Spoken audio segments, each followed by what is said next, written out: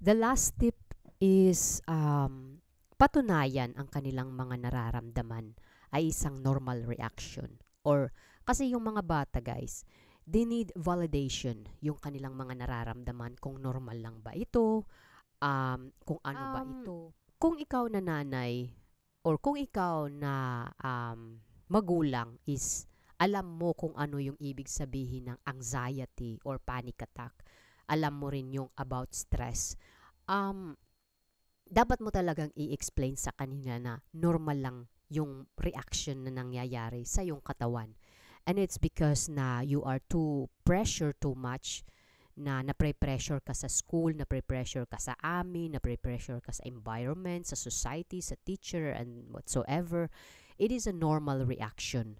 And as a parents also, dapat nandyan ka, gumagabay ka. And if ever man na wala kang experience about anxiety, about panic attack, or about stress, um, kung nawo-worried ka talaga sa iyong anak, dapat mag-seek ka ng help, ng professional help about psychiatrist. Hindi naman ibig sabihin na porke maghahanap ka ng psychiatrist para sa anak mo, it means na hindi ibig sabihin na yung anak mo is may something wrong. No, it's not.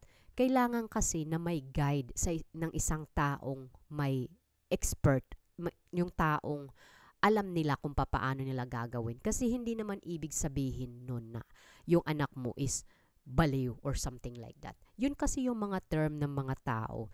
And also, as a parents, dapat maging ano ka rin, kumbaga maging initiative ka rin na um, ito yung makakapabest sa anak mo. Kasi you know what guys, anxiety lang yan, pero it goes anxiety disorder.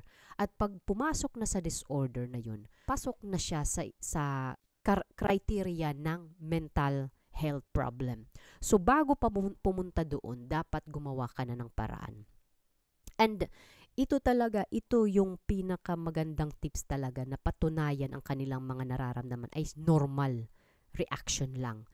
And ako kasi, na-experience ko kasi rin ang anxiety at yung panic disorder. Mayroon kasi akong panic disorder. And I'm proud of that kasi nagiging, mas nakilala ko yung sarili ko. Mas nakilala ko ang pagiging isang tao na it's normal sometimes you feel anxious, you feel panic, at it doesn't mean na pinarurusahan ka ng Panginoon.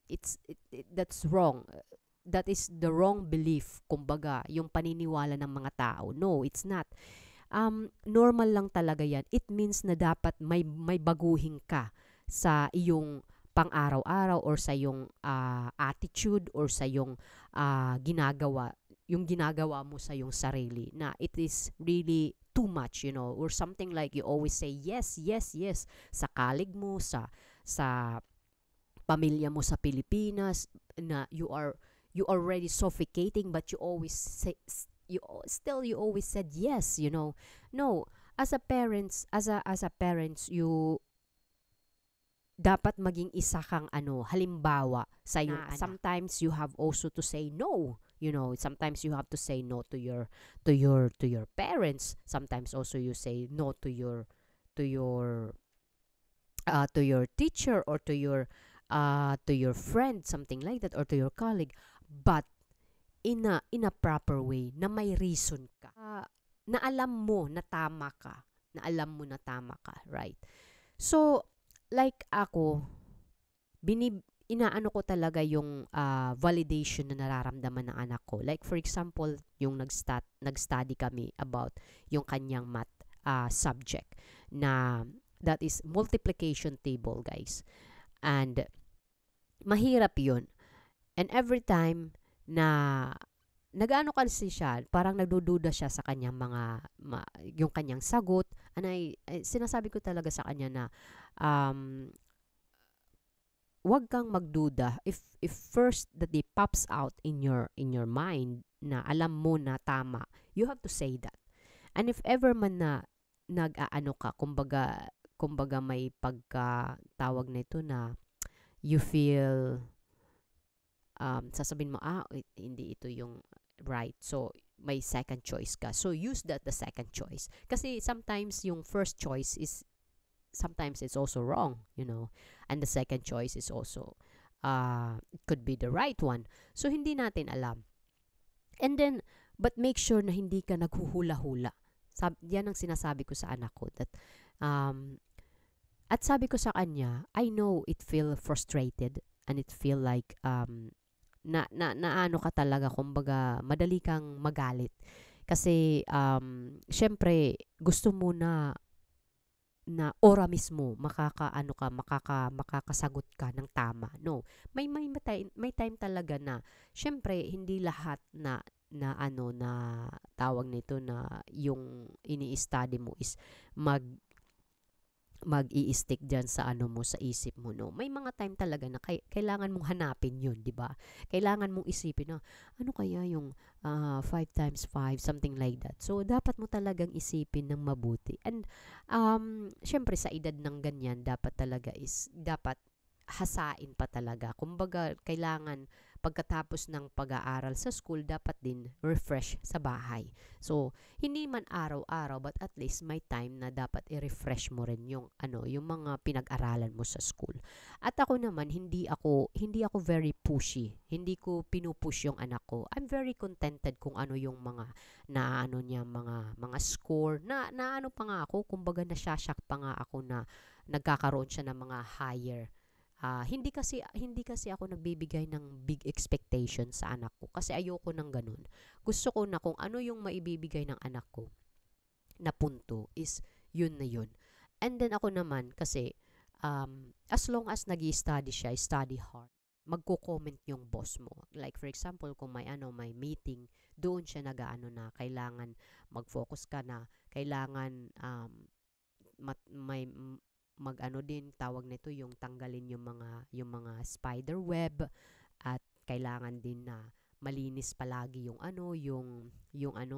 hallway, na walang mga dust, kumbaga, tapos walang mga spin web. So kailangan doon talaga. So kailangan, kumbaga, yun ang additional point na dapat mong gawin. Pero hindi ibig sabihin na ikasasama mo yun. Ako naman kasi I always says, okay.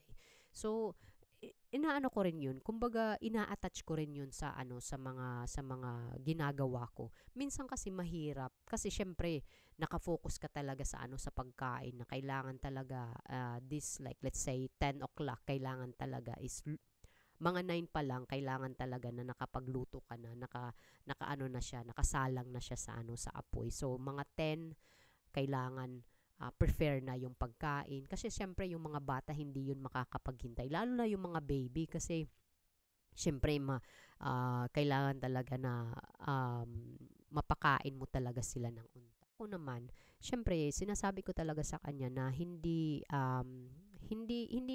masama na minsan nagkaka-mistake ka kasi you know what, nobody's perfect.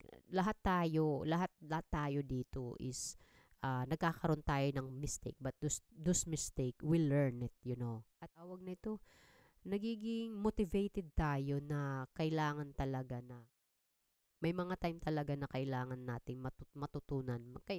Kasi kahit matanda ka na, if you willing to learn it, of course, may mga tao kasi na they're very high pride people na sasabihin na ayokong mag-adjust, dapat sila yung mag-adjust. So something like that. May mga tao, marami akong mga taong nakilala ko, may mga yung katrabaho ko nga ganyan din. So kailangan talaga na syempre, you have to understand those people na hindi mo talaga ma-please yung mga taong yun. I know it's difficult, but yeah, hindi mo na yun problema nila yun, di ba? Something like that. So as long as you do your job, you love what you're doing, wala kang naapakan, wala kang inaagrabyadong tao. So sabi ko sa kanya, you know what, ganyan talaga yung buhay. Kailangan mo talaga na kailangan ka talaga matuto. Kung may mistake man, kailangan i-correction, di ba? So hindi ibig sabihin na yung pag-correct sa'yo is ikakasama mo. No, ikabubuti mo yan.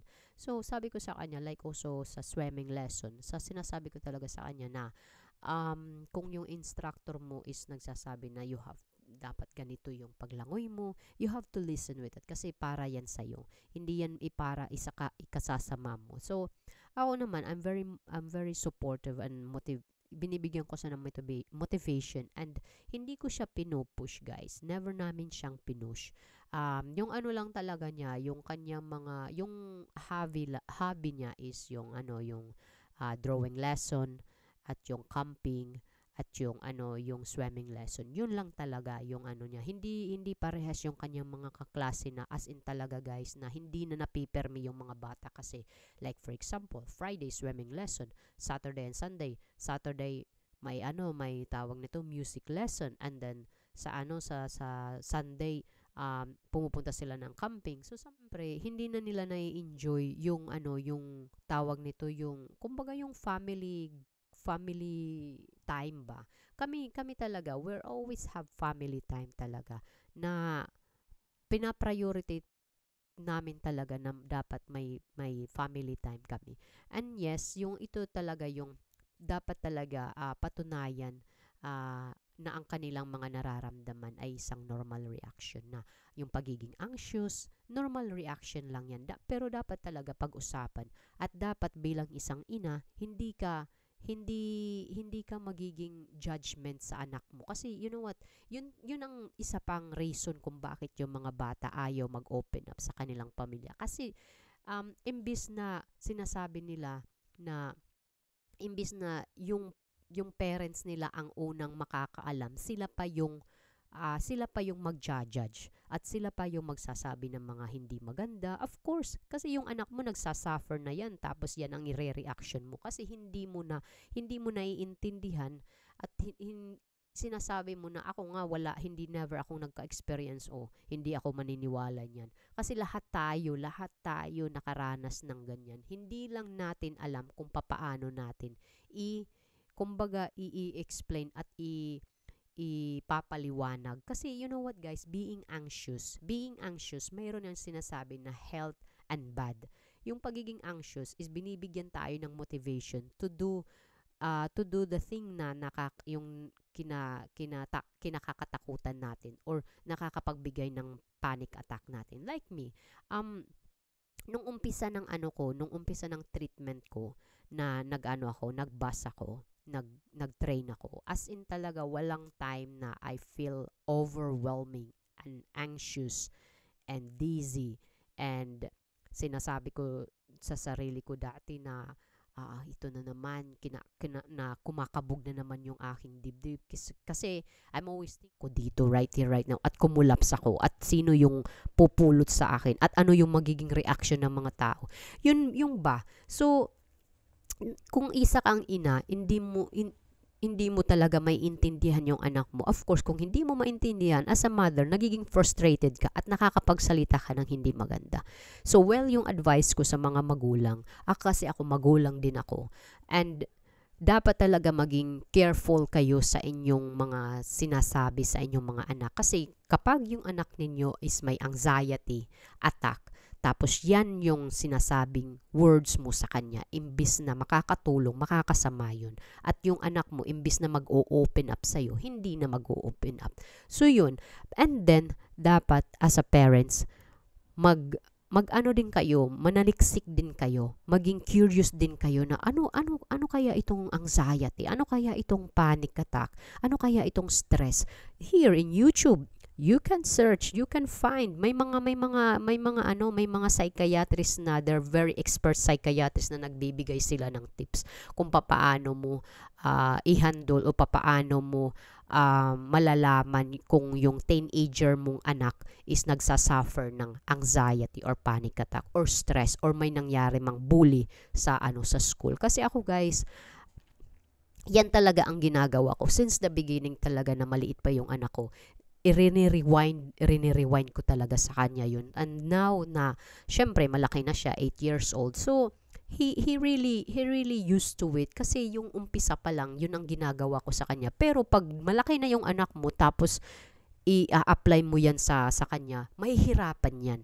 Ganon din sa atin na malalaki na tayo na, like for example, shopaholic ka, and then suddenly, alam mo na shopaholic ka, na yun ay hindi magandang gawain, tapos magsisik ka ng help na sasabihin ng psychiatrist sa'yo na dapat i-control mo yan. Mahirap yung umpisa, mahirap siyang i-control, pero dapat gawin mo yun kasi ikabubuti mo yun, hindi mo yun ikasasama. So, yung mga hilig mo, kapag baguhin mo yung yung hinihilig mo dati na shopaholic ka, mahirap yun. But dapat kumbaga, dapat magtiyaga ka talaga na ikabubuti mo yan. Makikita mo talaga yung pagbabago sa sarili mo. Kasi the same also with my anxiety at yung panic attack ko. Mahirap sa umpisa, na may dapat kang baguhin. May dapat kang baguhin sa sa attitude mo, sa mentality mo, sa sa tawag na ito, sa pamilya mo sa Pilipinas, sa pamilya ko dito. So you know how to put borderline, Mahirap yung umpisa, but see what happening now. I already used to it also, na alam kong pag nakikita ko yung sarili ko na I feel anxious and I feel panicky, yun, sinasabi ko, okay, parang nag-overgrants na naman ako. So, I have to shut it down. So, for a moment, so yun ang ginagawa ko sa anak ko. So, sabi ko sa anak ko, dapat maging open ka sa akin. No matter what. Kahit so liit lang yan. Like, even the stupid things, you have to open up to me. Kasi papaano ko maiintindihan yung sitwasyon kung hindi ka mag-open up. At sinasabi ko talaga sa kanya na para malaman din niya kung papaano niya i-handle yung kanyang, if ever man in the future ma-encounter niya yung anxiety, yung having a panic attack. So ako, I know, kasi may kaalaman din ako. So, and also my husband, he also knows, mayroon din siyang panic attack. So, kami, tinutulungan talaga namin yung aming anak kung papaano niya maiko-coping in the future. Kasi, syempre, sinasabi ko na he's very lucky kasi yung kanyang parents they really understand the situation, and no matter what, we will try to understand him, and we will try, if ever man na hindi siya mag-open up, hindi ng time na hindi siya mag-open up, I will still leave him like just a moment na sinasabi ko talaga sa kanya, kung ayaw mo mag-open up now, I will give you time to think of it, and if ever man na you want to open up what is the problem, I'm just here, you can call and I will give you my time to listen, So, yun ang ginagawa ko, guys. So, dapat talaga is yung validation talaga. Kaya nga yung mga anak natin is sa atin ora mismo. Kumbaga, pumupunta, 'di ba? Unang pinupuntahan. Pero may mga talaga sinasabi na, yung anak ko hindi pumupunta sa akin. Kasi nga, hindi mo alam kung paano mo i-approach yung anak mo. Hindi mo alam about panic attack. Imbis na uupo kayo, makikinig ka, at kasi minsan hindi mo alam kung anong i-react mo, 'di ba? So, yung may mga time talaga na makaka-react ka talaga, na sasabihin na, ang bata-bata mo pa, yan ang iniisip mo. Ang bata-bata mo pa, alam mo na yung pagiging stress na yan, anxious na yan, or panicky na yan. Ako nga na matanda na lahat ako ang gumagawa dito sa bahay. Wala na akong oras nung ganan. You know what, mommy? Hindi mo yun masasabi kasi hindi mo alam. Hindi kasi ikaw mismo hindi mo alam kung paano mo i-express, paano mo i-explain yung nararamdaman mo. Kasi you know what, anxiety, being anxious, nobody can explain that, only psychiatrists can explain that, kung paano mo siya itatakol, kung paano mo siya i-reverse, paano mo siya i-coping. So, anyway guys, thank you so much. Sana may natutunan kayo itong tips ko and about sa children anxiety. So, thank you so much, at sana nakapagbigay ako ng isang isang motivation man yan or isang aral. Kasi disclaimer lang, hindi po ako psychiatrist, hindi po ako expert about pasyente na may anxiety at panic. Meron din akong anak, of course, and based on my observation and based on my experience, isinishare ko sa inyo gayon guys, dito sa YouTube channel ko. So anyway, thank you so much and God bless us. Have a nice day.